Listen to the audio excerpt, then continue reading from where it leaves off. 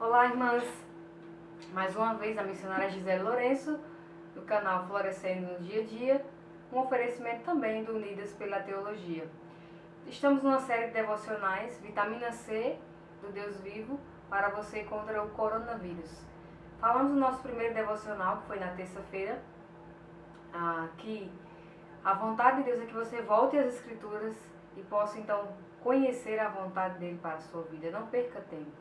Precisa então ir à palavra de Deus e pedir para ele falar com você. E ele fala eficazmente por meio dela. Eu falei então que estava na leitura bíblica em Atos. E foi por meio dessa leitura que Deus então falou comigo. Atos capítulo 23, versículo 11. O Senhor Jesus Cristo ele se põe ao lado de Paulo num momento muito difícil da sua vida. Ele diz coragem. Coragem então seria a palavra do momento que precisamos tanto. Vivemos dias difíceis. E coragem é então o antônimo de desespero, de assombro, de temor. E todas nós precisamos ouvir a palavra de Jesus que diz coragem, coragem. Mas somente coragem não fará de nós pessoas que realmente estão fazendo o que agrada a Deus. O Senhor Jesus então quer que tenhamos coragem para dar testemunho dele. Somos então aqueles que já receberam Jesus Cristo, somos testemunhas de Deus. Não sei se você já é uma testemunha do Senhor, mas para você que já recebeu Cristo como Salvador, você é então uma testemunha e precisa então ser fiel. O Senhor Jesus quer nos achar fiel, dando então testemunho do que Ele fez por nós. Então não sei se você conhece o Evangelho do Senhor Jesus Cristo, não sei se você conhece o Senhor Jesus Cristo, mas eu estou então me propondo nesse devocional explicar um pouco sobre o que é o Evangelho. O Evangelho é então as boas novas de Deus para o homem, que ele pode então se arrepender, abandonar os seus pecados e receber a Cristo como Salvador. Então todos nós nascemos pecadores. O salmista diz: em pecado me concebeu a minha mãe. Romanos capítulo 3, versículo 23, o mesmo apóstolo Paulo, né, ele diz assim: pois todos pecaram e carecem da glória de Deus. Todos pecaram. Todos nós somos pecadores.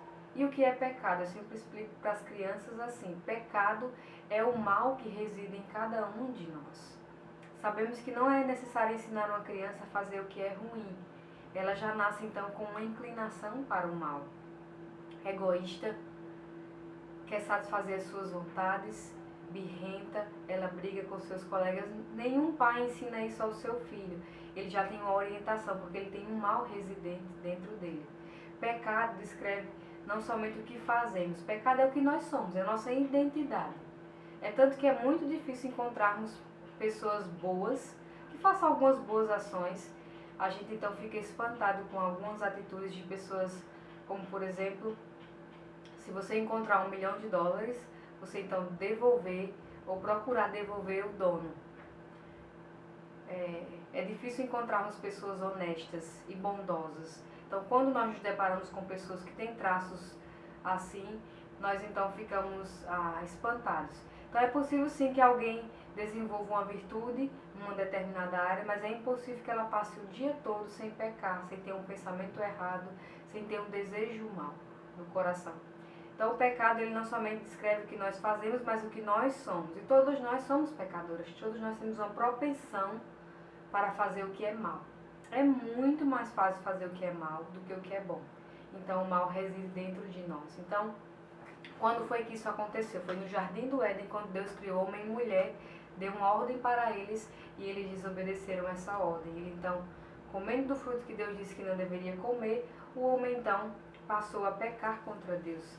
E esse pecado então, segundo o apóstolo Paulo, no capítulo 5, falamos do capítulo 3, agora no capítulo 5 ele diz que por meio de um só homem o pecado então passou a todos os homens. Então, Adão pecou, todos os filhos que nasceram depois de Adão pecaram também. Por isso que todos nós somos pecadores, infelizmente. E no capítulo seguinte, o capítulo 6, ele nos diz qual é o salário do pecado, versículo 23. Diz que o salário do pecado é a morte. Então é por isso que todos morrem. A ciência tenta explicar, todos querem retardar, mas todos sabem que um dia morreremos, mais cedo ou mais tarde. De onde vem a morte? A morte é então o salário por sermos pecadores. Então Deus ele olhou para a terra e viu que os homens estão perdidos em seus pecados, mas ele então tomou uma decisão de nos salvar. Como foi então que ele providenciou essa salvação? Ele enviou o seu único filho para morrer numa cruz pelos nossos pecados, porque ele precisava morrer, porque a morte dele foi que então nos proveu vida. O sangue dele derramado, a vida dele em nosso lugar, pôde então nos dar vida. Então o Senhor Jesus Cristo, ele veio para morrer numa cruz em nosso lugar. Então nossos pecados, eu sempre exemplifico da seguinte forma para as crianças, de forma bem simples para você entender. Pecado é tudo que nós fazemos de errado. E todos os dias a gente faz coisas erradas. A gente pensa mal da vizinha, a gente pensa mal do marido. E aí esse pecado vai então invadindo todo o nosso ser. E todos os dias a gente peca contra Deus. Todos os dias esses pecados vão ser acrescentados lá e vão então sujando nossa alma, sujando-nos todos os dias. Será que tem um dia que a gente não peca? Não. Todos os dias a gente peca, todos os dias nós pecamos contra Deus. Então nossa alma ela está assim, suja, muito suja. Então o Senhor ele nos amou tanto, tanto que enviou o seu único filho para morrer numa cruz pelos nossos pecados. Então o Senhor Jesus Cristo, ele derramou o seu sangue, por meio do seu sangue, ele então pode limpar-nos dos nossos pecados. Se você decidir receber Jesus Cristo como seu Salvador, olha o que acontece com a sua alma suja, imunda. Ela é então purificada, exatamente. Essa purificação é feita então por intermédio do Senhor Jesus Cristo. Então receba Ele. Se você entendeu o que Ele fez por você, se você entendeu que é pecadora, não continue nos seus pecados. Decida convidar Jesus para perdoar você dos seus pecados e então ter vida eterna. Por quê? Aqui na palavra de Deus, em 1 João, anota esse versículo aí, 1 João 5,12 diz assim: aquele que tem o filho tem a vida, aquele que não tem o filho não tem a vida. O filho de Deus não tem a vida. Você tem o filho de Deus? Se você tem um filho de Deus, você tem vida, vida eterna, vida que você vai morar com ele no céu. Mesmo que você morra aqui, você vai morar com ele. Mas se você não tem o filho, você então não tem vida eterna. Decida hoje receber o Senhor Jesus Cristo como seu Salvador.